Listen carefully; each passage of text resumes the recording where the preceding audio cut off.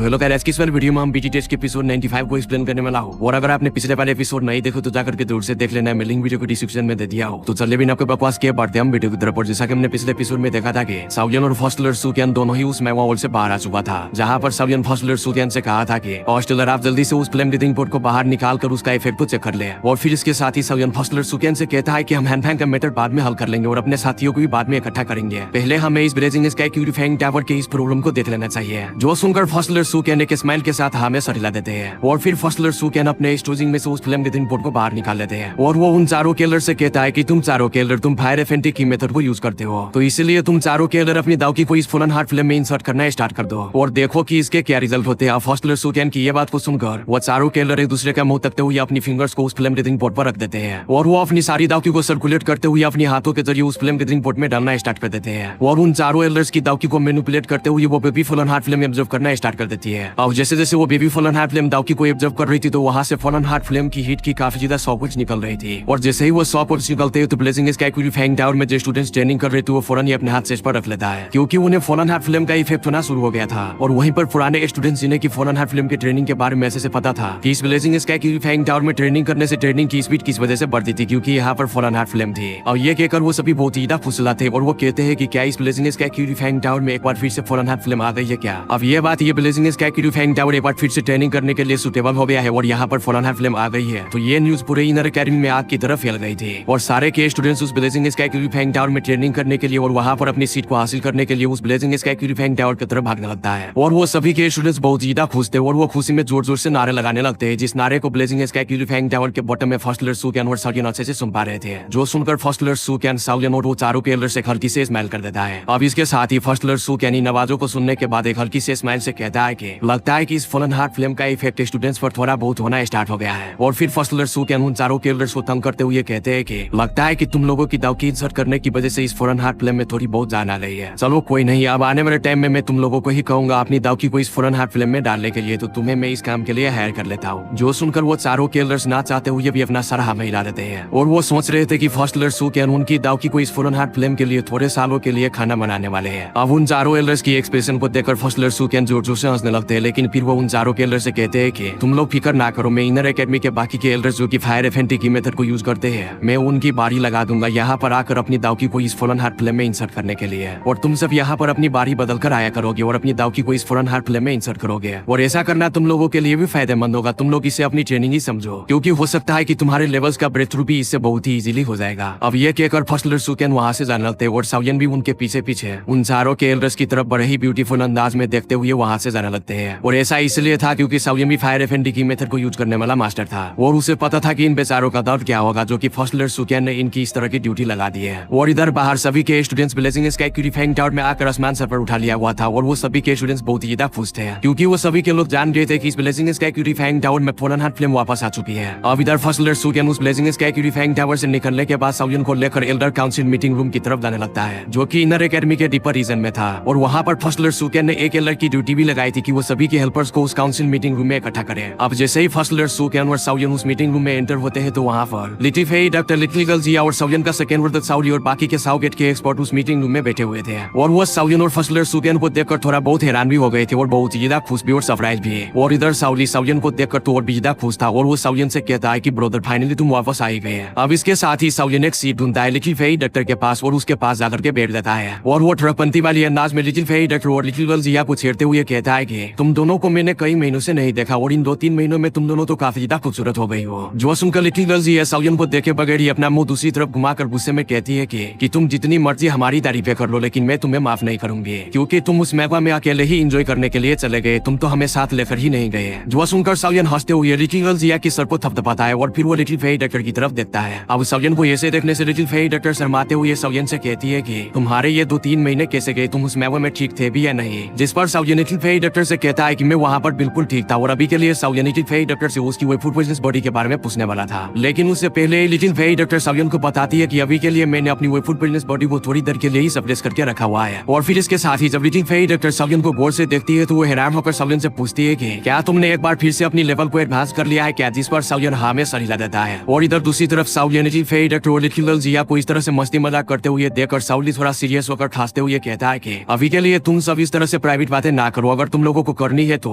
जब तुम लोग फ्री हो तो तब जाकर अपनी प्राइवेट बातें कर लेना, क्योंकि अभी के लिए हमें बहुत ही इंपॉर्टेंट मैटर पर बात करनी है। अब अपने बड़े भाई सावली से बेइज्जती करवाने के बाद सावलिन चुप करके बैठा रहता है और इधर दूसरी तरफ हॉल में बैठे सभी के एल्डर सावलिन के बड़े भाई के हाथों सावलिन की बेइज्जती होता देखकर अंदर ही अंदर हंसने लगते हैं। और वही बेटी लिटिल फेई डायरेक्टर भी थोड़ा सा शर्माते हुए स्माइल कर देती है। अब इस मैटर को साइड पर करके सावलिन अपने बड़े भाई सावली से हैंडफैंग के बारे में पूछता है कि हैंडफैंग की तरफ से कोई एक्टिविटी हुई या नहीं, जिस पर सावली सावलिन को बताता है कि वो इंसान वो बहुत ही ज्यादा तेज है। मैंने सोचा था कि वो ब्लैक कॉर्नर रीजन को छोड़कर भाग गया होगा, लेकिन मुझे ये नहीं था पता कि वो डिमन फ्लेम बेली में जाकर छुपा हुआ है। और जैसा कि डिमन फ्लेम बेली के chief wall ground demon boss को मर लाने के बाद डिमन फ्लेम बेली की स्ट्रेंथ बहुत ज्यादा कम हो चुकी है, लेकिन डिमन फ्लेम बेली एक बहुत ज्यादा वॉल फेक्शन है और हम उसे अंडरएस्टिमेट नहीं कर सकते हैं, क्योंकि डिमन फ्लेम बेली के पास और भी थोड़े बहुत एक्सपर्ट्स मौजूद है। और हैंडफैन ने डिमन फ्लेम बेली में जाकर सब कुछ टेक ओवर कर दिया और अपने कोरेक्शन की वजह से उसने डिमन फ्लेम बेली पर कंट्रोल भी कर लिया, क्योंकि डिमन फ्लेम बेली को इन हालात में एक लीडर की जरूरत थी जो कि उनकी नजरों में हैंडफैन है। और तो और हाल ही में मुझे एक और इन्फॉर्मेशन मिली है कि हैंडफैन ब्लैक कॉर्नर रीजन की सभी बड़ी फेक्शंस के साथ कांटेक्ट में है और वो उनसे अच्छे रिलेशनशिप बनाने की कोशिश कर रहा है और हो सकता है कि उन्हें अपना अलायंस भी बना ले। और उसने तो वर्डिंग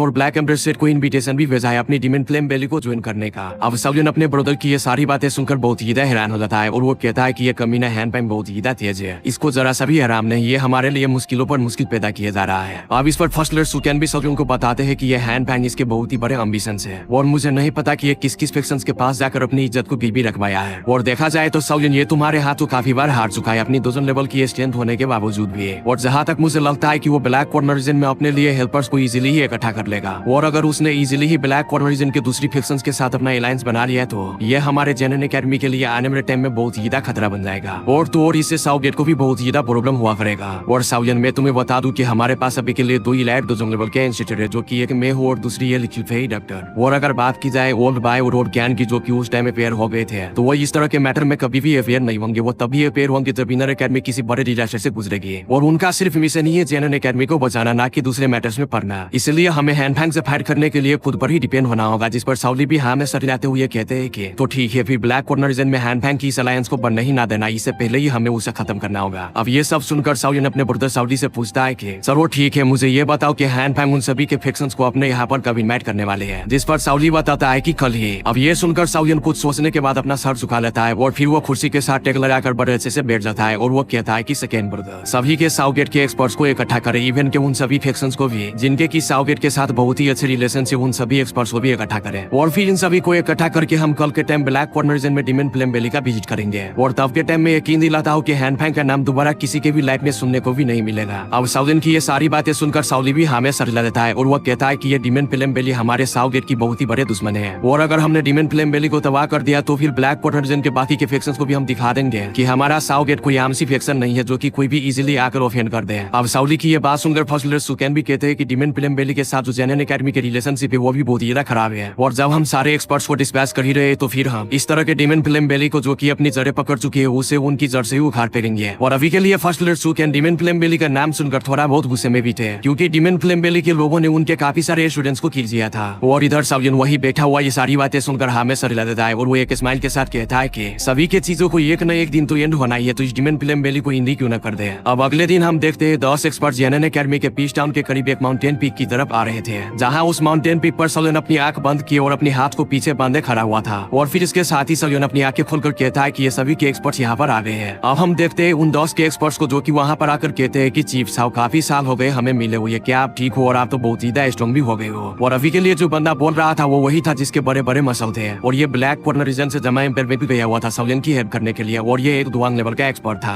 अब इसके साथ ही सावलिन उस बंदे की तरफ देखते हुए कहते हैं कि चीफ टाई आप भी तो पहले से काफी ज्यादा स्ट्रॉन्ग हो गए हैं। और अभी सावलिन इस बंदे की थोड़ी बहुत रिस्पेक्ट भी कर रहे थे, क्योंकि इस बंदे ने यूनियन सेट को तबाह करने में सावलिन की काफी ज्यादा हेल्प की थी और ये सावलिन के साथ जमा एम्पायर में हेल्प करने के लिए गया था, इसलिए भी। अब इस पर चीफ टाई हुआ सावलिन से कहते हैं कि चीफ साहब आपसे ज्यादा स्ट्रॉन्ग कौन हो सकता है वाला, क्योंकि अभी हाल ही में आपने ब्लैक कॉर्नर रीजन में डिमन फ्लेम बेली जैसी स्ट्रॉन्ग फेक्शन के 3 लीडर्स को अकेले ही किल कर दिया। और इवन के आपने तो वर्ल्ड ग्राउंड डिमन बोस्ट के पिछवाड़े पर ऐसा गरम डंडा घुसाया कि वो मर ही गया। और तो और वो कोई मामूली एक्सपर्ट भी नहीं था, बल्कि 7 स्टार दुजुंग लेवल का एंसेस्टर था, जो कि चीफ साहब आपके हाथों मारा गया। अब इधर रेड ड्रेस में खड़ी एक लेडी कहती है कि चीफ साहब ये सब के बाद लगता है कि ये ब्लैक कॉर्नर रीजन ही आपका है, और ये कहकर वो हंसने लगती है। और ये लेडी और कोई नहीं बल्कि लूसा गेट की चीफ सुमी थी और इसने भी सावलिन की हेल्प की थी यूनलैंड सेट में जाकर यूनलैंड सेट को तबाह करने में। अब इसके साथ ही एक और पर्सन जो कि दुवांग लेवल के पीक का एक्सपर्ट था, वो भी सावलिन से कहता है कि चीफ साहब आपने ये जो साउगेट फेक्शन बनाई है, मुझे यकीन नहीं था कि ये चंद सालों में इतनी बड़ी फेक्शन बन जाएगी। और मैं यही कहूंगा कि साउगेट के इतनी बड़ी कामयाबियों के पीछे आपका ही हाथ है और आपका ही मेहनत का नतीजा है ये सब। अब ये सुनकर साउयन कहता है कि चिप्स और रिंगो आप प्लीज मुझसे इस तरह का मजाक ना करें, ये सारे मेरे बारे में बेफालतू के ह्यूमर से। अब ये सारी बातों को साइड पर करके साउयन मुद्दे की बात पर आता है और वो उन सभी से कहता है कि आप सबको तो पता है कि मैंने आप सभी को यहाँ पर क्यों बुलाया है और आप लोगों को मेरे कैरेक्टर के बारे में भी पता है कि एक बार हमारे सारे मैटर सक्सेसफुली हल हो जाए तो इसके बाद मैं आप लोगों को बहुत ही सेटिस्फाइड रिवार्ड दूंगा। अब साउयन की ये बात सुनकर वहाँ पर के जो 10 से भी ज्यादा दुवंग लेवल के एक्सपर्ट्स थे वो बहुत ही ज्यादा खुश हो जाते हैं, क्योंकि उन्हें पता था कि साउयन का स्टेटस जो ब्लैक कॉर्नर रीजन में वो बहुत ही ज्यादा हाई है। और तो और साउयन एक टायर लेवल सिस्कैट के मेस्ट भी है और वैसे भी डिमन फिल्म बेली आने वाले टाइम में ब्लैक कॉर्नर रीजन से खत्म हो ही जाएगी, तो क्यों ना वो लोग साउयन का साथ दे और साउगेट का भी, क्योंकि साउगेट फ्यूचर में बहुत ही ज्यादा स्ट्रॉन्ग फिक्शन होने वाली है। इसलिए वो लोग साउगेट से अच्छे रिलेशनशिप बनाना चाहते थे और साउयन से भी, ताकि फ्यूचर में उन्हें साउयन से बहुत ही ज्यादा बेनिफिट हो। और इसी चक्रों में कुछ एक्सपर्ट्स तो ऐसे थे जो कि साउयन की इनविटेशन ना मिलने के बावजूद भी वहाँ पर आ गए थे, यानी कि वो बिन बुलाए मेहमानों की तरह साउयन के साथ आकर मिल गए थे। अब इसके साथ ही वो सभी के लोग एग्री होकर साउयन की बात पर हामी सर ला देते हैं, जिस पर साउयन उन सभी से कहता है कि आप सभी को सारी स्टोरी का तो पता ही है, इसलिए मैं कोई भी अननेसेसरी वर्ड नहीं बोलूंगा और आप सभी को इस चीज का भी तो पता ही है कि मेरे साउगेट और डिमन फिल्म बेली का जो गरज है वो काफी ज्यादा डीप हो चुका है और तो और मेरी हैंड फैन से जानी दुश्मनी भी है, इसलिए मैं आज का ये मैटर कभी भी पीसफुली में रिजॉल्व नहीं करूंगा और अब तुम सभी को तैयार हो जाना चाहिए क्योंकि अब हम वहाँ पर जा रहे हैं। अब साउयन की ये बात सुनकर वहाँ पर के 10 से भी ज्यादा एक्सपर्ट साउयन की हाँ में हाँ मिलाते हुए कहते हैं कि चीफ सावा बिल्कुल भी परेशान ना हो, क्योंकि हम भी डिमन फिल्म बेली के आरोग्य और उस डिमन फिल्म बेली के मनमानी की वजह से हम काफी ज्यादा गुस्से में थे और आज हम साउगेट की हेल्प से और आपकी हेल्प से उन सभी कमीनों को अच्छा खासा सबक सिखाने वाले हैं। जिसके साथ ही उनमें से एक और एक्सपर्ट कहता है कि वो कमीना हैंड पैन बहुत ही ज्यादा हिपोक्रेट है और इवन कि उसने अपने साथियों को भी बहुत ही ज्यादा हार्म पहुंचाया है, यहाँ तक कि मैंने भी उसे कई बार कोऑपरेट किया लेकिन उसने मेरे पीठ पीछे कई बार सुरा हुआ। जिसके साथ ही साउयन एक स्माइल के साथ अपने ब्रदर साउली को देखने लगता है और अभी के लिए वो काफी ज्यादा सेटिस्फाइड हो रहा था कि ये सारे लोग हैंड पैन को काफी ज्यादा नफरत करते और इवन के डिमन फिल्म बेली को भी। और अभी ये सभी के एक्सपर्ट साउयन के लिए इतनी ज्यादा हेल्प तो नहीं थे कि कर सकते, लेकिन डिमन फिल्म बेली के बाकी के एक्सपर्ट्स को संभालने में और डिमन फिल्म बेली को तबाह करने में थोड़ा बहुत तो हेल्प कर ही सकते थे। और अब इसके साथ ही साउयन सभी के एक्सपर्ट से कहते हैं कि तो चलो हम चलते हैं डिमन फिल्म बेली और हैंड पैन की चड्डी उतारने और अपनी गरम गरम डंडा पोंछने। और फिर वहाँ पर लिटिल फेई डायरेक्टर और फर्स्ट लेयर सुकैन भी अपने फौज को लेकर आ जाता है, जिसके साथ ही little Fei director first layer सुकैन अपने ब्रदर साउरी और बाकी के जेनन एकेडमी के एक्सपर्ट्स और साउगेट के एक्सपर्ट्स को लेकर हैंड पैन की पिछवाड़ा फाड़ने के लिए डिमन फिल्म बेली की तरफ जाने लगता है। और फिर इसके साथ ही हमारा सीन शिफ्ट होता है डिमन फिल्म बेली की माउंटेन पर, जहाँ डिमन फिल्म बेली किसी शेर से भी बड़ी थी और वहाँ इनर डिमन फिल्म बेली में बहुत सारे एक्सपर्ट्स थे जो कि काफी ज्यादा स्ट्रॉन्ग थे और इनकी सिलेक्शन इस तरह से होती थी कि आउटर डिमन फिल्म बेली के बहुत सारे एक्सपर्ट्स में से सिर्फ 10% लोगों को ही सिलेक्ट किया जाता था इनर डिमन फिल्म बेली में ट्रेनिंग करने के लिए। और ये सिस्टम सेम टू सेम जेनन एकेडमी के इनर एकेडमी और आउटर एकेडमी जैसा ही था। और जैसा कि डिमन फिल्म बेली एक बहुत ही ज्यादा पुरानी फैक्शन है तो इनर डिमन फिल्म बेली में बहुत सारे स्ट्रॉन्ग एक्सपर्ट्स थे, लेकिन बात जो भी हो पास्ट में डिमन फिल्म बेली ब्लैक कॉर्नर रीजन में बाकी के फैक्शंस के साथ बदमाशी तो कर पाती थी, लेकिन जब से डिमन फिल्म बेली साउयन से मिली है तो डिमन फिल्म बेली का लक ही खराब हो गया है और अभी डिमन फिल्म बेली की सारी बदमाशी निकल चुकी है। वो अपनी लो प्रोफाइल करके ही रहते हैं और किसी के सामने इतना जाहिर नहीं करते कि वो डिमन फिल्म बेली के लोग हैं, क्योंकि उन्हें पता है कि अभी के लिए वो काफी ज्यादा वीक हो चुके हैं ऑलराउंड डिमन घोस्ट को मर जाने के बाद। लेकिन इसका हर केस मतलब यह नहीं है कि ऑलराउंड डिमन घोस्ट और डिमन फिल्म बेली के टफ के 3 एल्डर्स को मर जाने के बाद डिमन फिल्म बेली ब्लैक कॉर्नर रीजन में सर्वाइव नहीं कर सकती है। वो अभी भी ब्लैक कॉर्नर रीजन में इजीली सर्वाइव कर सकते हैं, क्योंकि अभी भी डिमन फिल्म बेली के पास बहुत ही ज्यादा स्ट्रेंथ है। और अब इधर हम देखते हैं डिमन फिल्म बेली के सीट पर हैंड फैंग बैठा हुआ है, जो कि एक इलायर दुजंग लेवल के एंसेस्टर है और तो और वो एक इलायर दुजंग लेवल के एंसेस्टर तो है जी, बल्कि वो एक एल्केमिस्ट भी है जिसका की टायर लेवल काफी ज्यादा हाई है। और अब हैंड फैंग डिमन फिल्म बेली के लीडरशिप पर बैठकर काफी ज्यादा खुश हो ही रहे थे, लेकिन तभी डिमन फिल्म बेली में साउयन अपने सारे ग्रुप्स के साथ एंटर हो जाते हैं, जिन्हें देखकर हैंड फैंग की पैरों तले जमीन खिसक जाती है और वो कहता है कि पप्पा जी आप यहाँ पर क्यों आ गए? मैं तो सिर्फ इस डिमन फिल्म बेली के लीडरशिप पर बैठकर देख रहा था कि ये ठीक है भी या नहीं, ताकि आपको ज्यादा तकलीफ ना हो इस कुर्सी पर बैठकर। जिस पर साउयन एक स्माइल के साथ हैंड फैंग से कहता है कि तो अच्छा बेटे ये बात है, लेकिन चाहे तुम कुछ भी कर लो मैं तुम्हें तो खत्म करूंगा ही, भले ही ये वीडियो खत्म हो गया है। अगली बारी वीडियो में मैं तुम्हें कुत्ते की तरह दौड़ा दौड़ा कर मारूंगा। और हाँ, यहाँ तक सर्वाइव कर ही लियो तो जाकर के चैनल को सब्सक्राइब कर लो और वीडियो को भी लाइक कर देना। और इसका नेक्स्ट एपिसोड भी जल्दी आ जाएंगे, तब तक के लिए बेबी ड्रेस यू खाओ और मस्त हो।